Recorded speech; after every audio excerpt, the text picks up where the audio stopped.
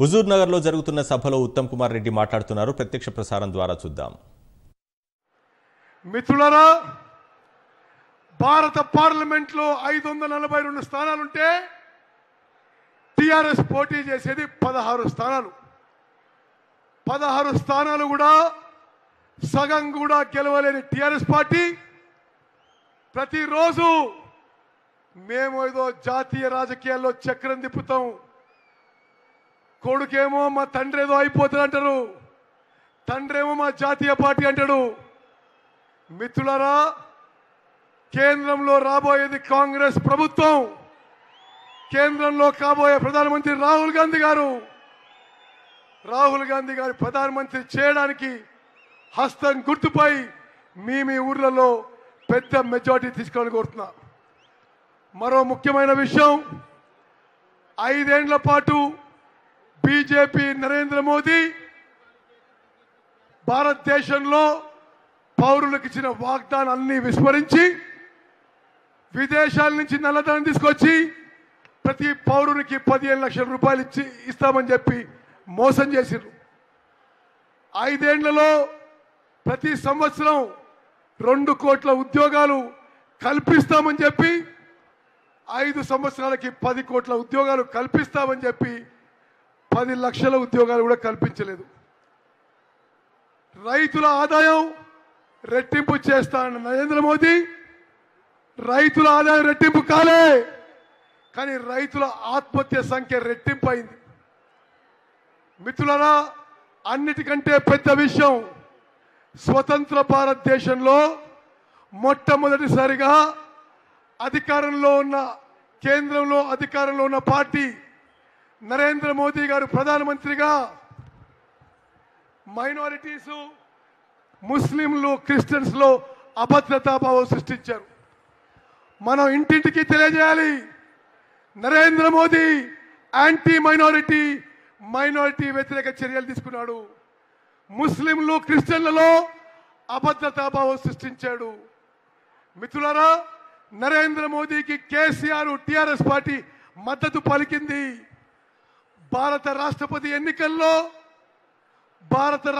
ఎన్నికల్లో రామ్నాథ్ కోవింద్ కి TRS party ఓటేసింది.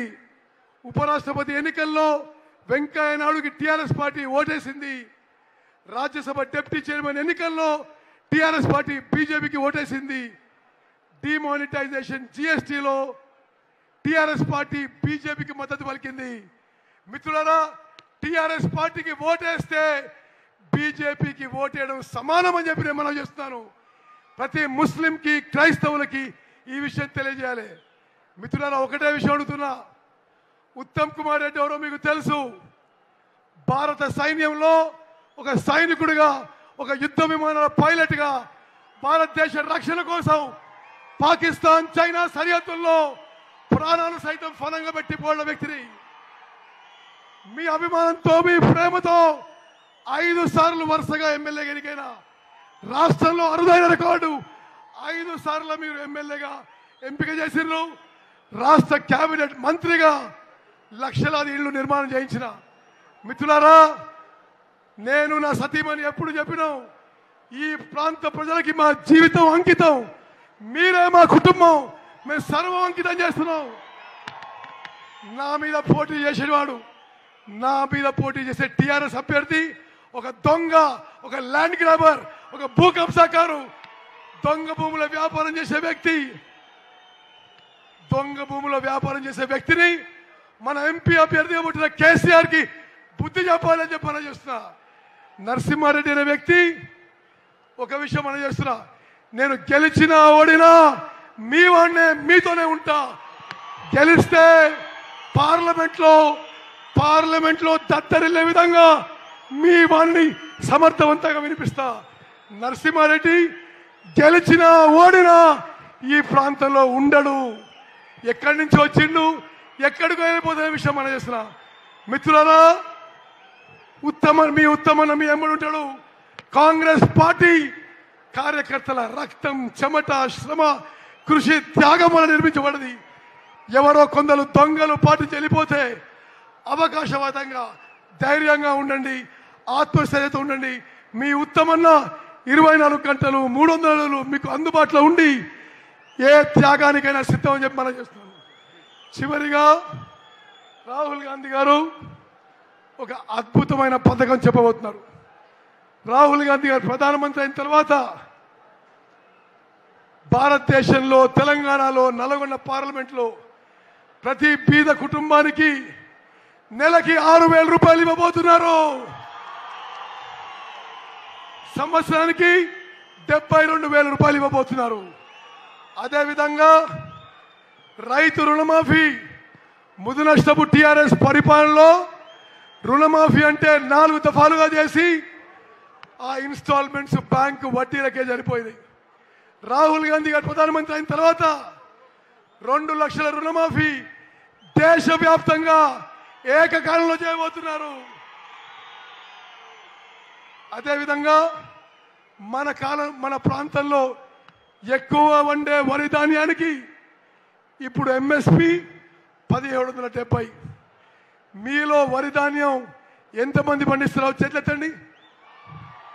మీ అందరికీ రాహుల్ గాంధీ గారు వరికి ప్యాడీకి 1770 నుంచి 2,500 రూపాయలు వరి ధాన్యం ఎంఎస్పి పెంచవుతామని ఇస్తున్నాను. మిత్రులారా, నేను మళ్ళీ మీ అందరితో మాట్లాడే అవకాశం ఉంటుంది. రాహుల్ గాంధీ గారు ఢిల్లీ నుంచి వచ్చారు, వారికి సమయం కేటాయించాలని చెప్పి నేను ముగించుకుంటాను. జై హింద్, జై కాంగ్రెస్. రాహుల్ గాంధీ గారి నాయకత్వం, రాహుల్ గాంధీ గారి నాయకత్వం. హస్తం గుర్తుకే, అరే అందరు చేతులైతే హస్తం గుర్తు, అందరు చేతులే హస్తం గుర్తుకే, హస్తం గుర్తుకే. ఇప్పుడు మిత్రులారా, నేను ఎంపీ అయిన తర్వాత హైదరాబాదు, చౌటుప్పల్లు, చిట్యాల, నకరకల్, సూర్యాపేట్, కోదాడ్, విజయవాడ ఒక super fast express railway line నిర్మించి ట్రైన్ మొదలు పెడతానని చెప్పేస్తున్నాను. మేల చెరువు మట్టంపల్లికి ఇప్పుడు నడుస్తున్న గూడ్స్ ట్రైన్ ని రాహుల్ గాంధీ గారి సహకారంతో ప్యాసింజర్ ట్రైన్ గా మారుస్తాను, మీకు మాట ఇస్తున్నా. చివరిగా మిత్రులారా, గిరిజనులకి మీకు అన్యాయంగా 6% రిజర్వేషన్ ఉంది. మీ జనాభా ఆధారంగా మీ రాజ్యాంగ హక్కు, మీ పిల్లలకి 10% ఉద్యోగాలు, విద్యావకాశాలు ఉండాలి.